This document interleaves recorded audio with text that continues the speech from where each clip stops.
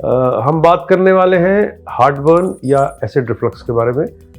नमस्कार, मैं हूं doctor Rajeev Shandil, senior consultant gastroenterology hepatology, Indraprastha Apollo hospital, New Delhi, जो कि बहुत ही कॉमन प्रॉब्लम है, कॉमन बीमारी है।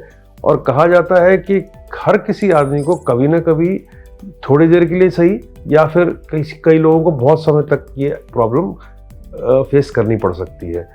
तो इसको हटाने के या इससे बचने के क्या उपाय हैं? सबसे बड़ी बात हमें ये समझना है, ये होता क्या है। होता ये है कि हमारा एसिड ज़्यादा नहीं बनता, जो कि आमतौर पर लोग समझते हैं या बात करते हैं। वो ये है कि एसिड गलत जगह पहुंच जाता है। इसोफेगस में एसिड नहीं होना चाहिए, एसिड सिर्फ स्टमक में होना चाहिए। अगर किसी वजह से एसिड जो है हमारा छलक के इसोफेगस में आ रहा है, फूड पाइप में आ रहा है और ऊपर गले तक आ रहा है, तो हमें एसिडिटी की प्रॉब्लम होती है, छाती में जलन होती है, कई बार गले में भी खट्टा पानी आता है, उल्टी का दिल करता है सुबह सुबह। तो ये इसको हम कैसे बच सकते हैं? सबसे बहुत ज़्यादा ज़रूरी है कि हम अपने मोटापे को ठीक रखें, ज़्यादा मोटापा ना होने दें, वज़न ठीक रहे हमारा। और अगर ये हमें तकलीफ़ हो रही है तो हमें क्या करना चाहिए? वज़न को ठीक करना बहुत ज़रूरी है।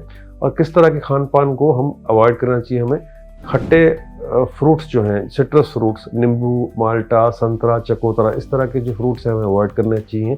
मैं अपने पेशेंट से जब बात करता हूँ च की बात करता हूँ, यानी चाइनीज़ फूड, चॉकलेट, चीज़, ये सब चीज़ें, चाय और कॉफ़ी, ये सब इसका सेवन जो है अगर करना भी है तो कम से कम मात्रा में करना चाहिए, जिससे कि रिफ्लक्स कम हो जाए।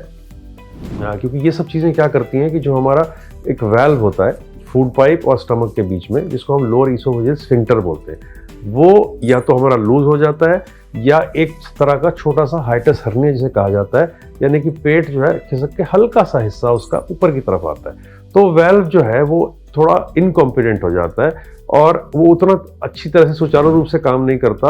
वो एक तरफ से खाना नीचे तो जाने दे रहा है, पर दूसरी तरफ से वो खाना ऊपर भी आने देता है और एसिड के साथ वो ऊपर आता है, तो उसकी वजह से ये सारे सिम्टम्स होते हैं।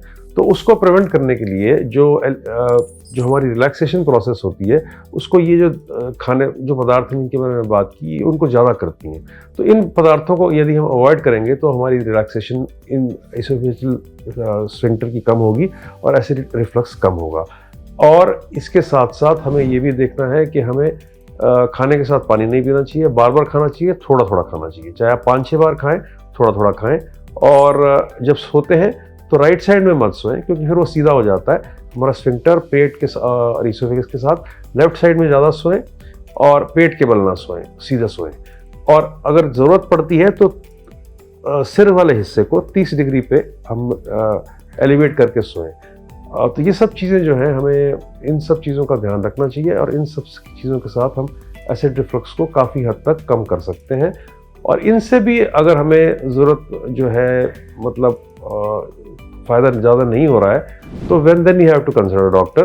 We may require an endoscopy or then we may require medicines. Medicines are usually given for about 2 months or so and then gradually tapered off. पर कई लोगों को जिनको हाइटस हर्निया होता है, उन लोगों को या तो मेडिसिन बहुत लंबे समय देनी पड़ती है या किसी तरह का एंडोस्कोपिक या सर्जिकल प्रोसीजर भी करना पड़ता है, तभी वो इस प्रॉब्लम से पार पा सकते हैं।